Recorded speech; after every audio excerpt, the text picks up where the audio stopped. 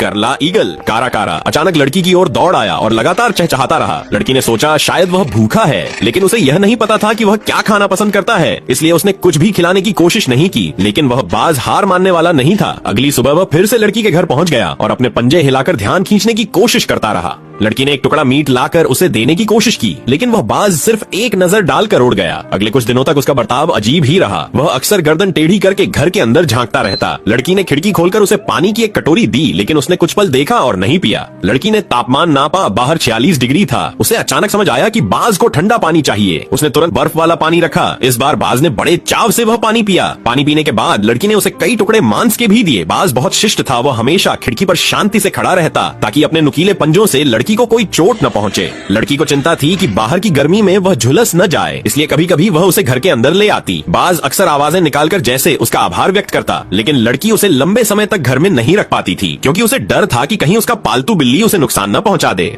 शायद बाज को भी यह बात समझ आ गई थी, इसलिए वह ज्यादातर समय सिर्फ खिड़की पर ही बैठा रहता। धीरे धीरे लड़की का उस समझदार करला ईगल से लगाव बढ़ने लगा। जब भी वह आता, लड़की उसके लिए ढेर सारा खाना तैयार रखती और बाज भी बिना किसी संकोच के मजे से खा लेता। शुरू शुरू में वह बिल्ली से बहुत सतर्क रहता, पंख फैलाकर और आवाजें निकालकर खुद को बड़ा दिखाने की कोशिश करता, लेकिन बिल्ली दोस्ती करना चाहती थी। वह शांत और सौम्य व्यवहार करती रही। धीरे धीरे बाज ने भी भरोसा करना शुरू किया और दोनों खिड़की के पार से एक दूसरे के साथ खेलने लगे। लड़की भी अब हर दिन उसकी राह देखने लगी। बाज अब लड़की की मदद पर निर्भर होता जा रहा था और बिना मेहनत खाना पाने की आदत पड़ गई थी। लड़की को तब बेहद हैरानी हुई जब एक दिन वह अपने साथी के साथ आ गया। दोनों बहुत ही शिष्ट थे। खिड़की खुली होने के बावजूद भी वे घर में बिना अनुमति प्रवेश नहीं करते थे। लड़की ने उनका खुले दिल से स्वागत किया और खूब सारा मांस उन्हें खिलाया। अब वे दोनों चिलचिलाती गर्मी में भी आराम से जी रहे थे। खिड़की की मुंडेर को उन्होंने अपना घर बना लिया था। वे एक दूसरे के पंखों को संवारते और प्यार जताते, लेकिन लड़की पर भी धीरे धीरे दबाव आने लगा। हर दिन लगभग 2 किलो मीट की जरूरत पड़ने लगी। लड़की ने सोचा कि क्यों न अब उन्हें कैट फूड दिया जाए। शुरू में तो बाज ने कैट फूड खा लिया, लेकिन बाद में जब खाने में सिर्फ फल और शाकाहारी चीजें मिलने लगी तो वह सिर हिलाकर मना करने लगा।